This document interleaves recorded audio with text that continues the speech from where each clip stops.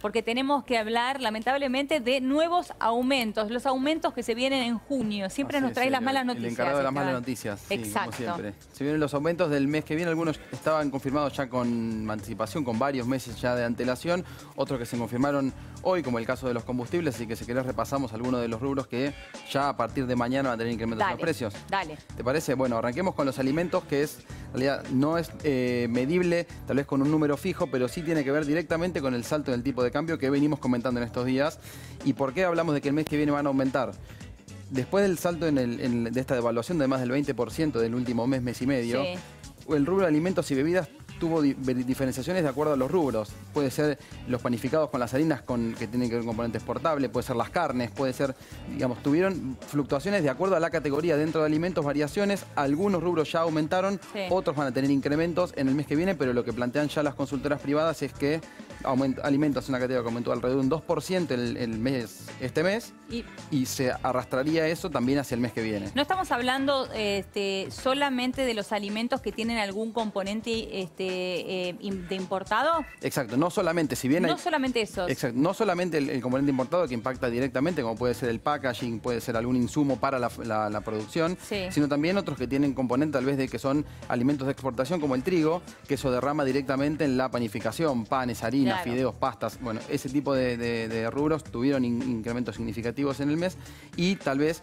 en este impacto de los combustibles también tengan algún derrame, algún rezago para el mes que viene. ¿Por qué enfocamos en el mes que viene como una variable? Tal vez hay algunas categorías que aumentan y otras que no, donde tal vez el aumento se dio en alguna semana, pero esa categoría ya aumenta otro rubro dentro de la categoría de alimentos, entonces el conjunto de la canasta muestra suba, si bien es escalonado, variable de acuerdo a qué producto hablamos. Claro, totalmente. Y bueno, y ya que mencionabas recién el tema de las naftas, que como sabemos, cuando aumentan las naftas, lamentablemente aumenta todo, porque todo se debe transportar para después poder vender. Y hoy nos encontramos con este anuncio que en realidad lo que aumenta es un impuesto, el impuesto de transferencia de combustibles. Así es, ¿no? Cambia un impuesto, es algo que ya se había contemplado en la reforma tributaria que se aprobó en diciembre, a fin del año pasado, sí, y que se reglamentó en marzo.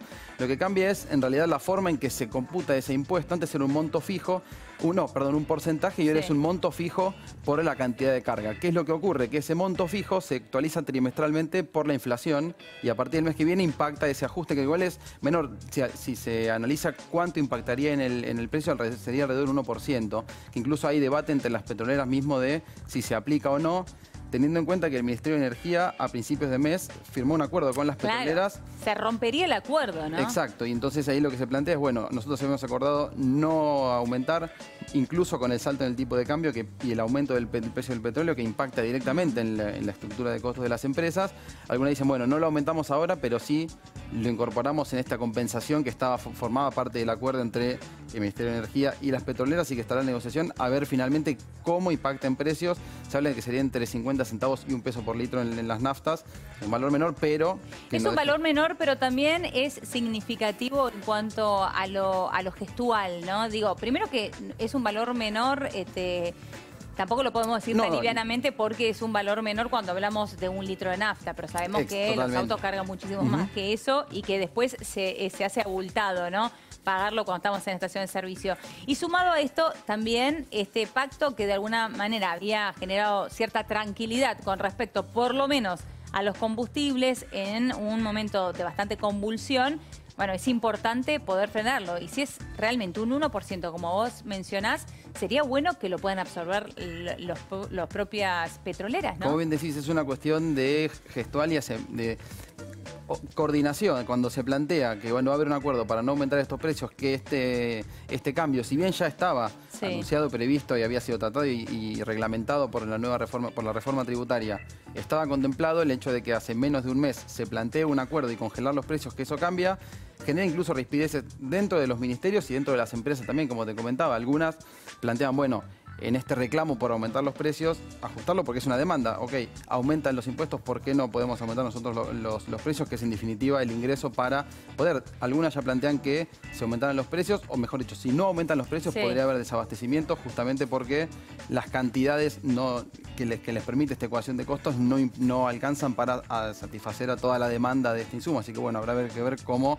continúa el sector. Perdón, ¿no? Pero yo no puedo creer que pueda llegar a haber desabastecimiento por un 1%. No, pero ¿qué es lo que plantean? Ellos tienen, como congelaron incluso antes de que el salto del tipo de cambio y el precio del petróleo sí aumenta, que la ecuación de costos por el ingreso, ellos plantean que el precio de la nafta hoy está atrasado, que aún así... Está bien, pero fue parte de un acuerdo que ellos firmaron. Justamente, claro. Ellos lo que plantean es que dentro del marco de este acuerdo, donde todos tenemos que ceder un poco tal vez, que cambien estas condiciones, genera algún tipo de rispideces o de ruido dentro de los ministerios y también entre las compañías y el acuerdo con el Ministerio de Energía. Ahora, el impuesto de transferencia de combustibles aumentaría un 6, Claro, aumenta el impuesto, lo que pasa es que no es ese mismo monto lo que se computa dentro del precio, o sea, lo que se traslada al precio final. Ese 6 y piquito significa alrededor de un 1%. Es un 1%. Exacto, en el precio final del litro que consume el consumidor en el surtidor. ¿Vos por ahora no lo darías como cerrado, como definitivo? Podría ocurrir, no está planteado todavía, si bien los precios se informan diariamente. De hecho, hay una aplicación que quien quiera puede utilizarlo para ver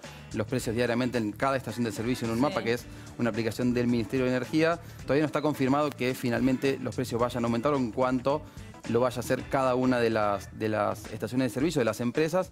Recordemos que hace unos meses ya el sector de los combustibles está liberado. Cada empresa puede modificar sus precios sin ninguna autorización, digamos, más allá de notificarlo por parte del gobierno. Insisto que sería, bueno, desde lo gestual, ponerle un freno a este aumento y sobre todo siendo que significa un 1%, pero que ese 1%, cuando a la gente le decís, te van a subir las tarifas, te va a subir el transporte, y dice, bueno, basta. Exacto. Yo no aguanto más subas. Ya no piensa si es un 1%, un 5 o un 10. No puedo más. Sobre todo porque es un componente, lo que cambia es un factor impositivo, que es un factor importante dentro del precio de los combustibles, variable, pero sí es un componente importante en el precio final a la hora de llenar el tanque del auto. Y también se vienen subas en transporte. Así es. Eso es una de las que ya habían sido anunciadas desde enero. Se preveía, si bien había habido algún tironeo, de acuerdo a si con este salto en inflación finalmente se iba a aplicar. Dietrich hace algunas semanas lo confirmó. Es el último tramo del aumento de los trenes y en los colectivos. Si querés, planteamos cómo van a ser las estructuras.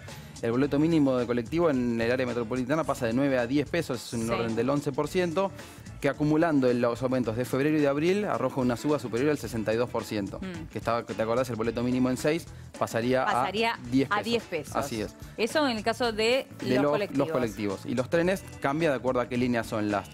Sarmiento, San Martín y el Mitre. El boleto mínimo pasa de 6,25, que es lo que cuesta hoy, a 6,75, también es un 8%, y acumula si contemplamos los 3 aumentos que se hicieron, un 68% en el boleto mínimo.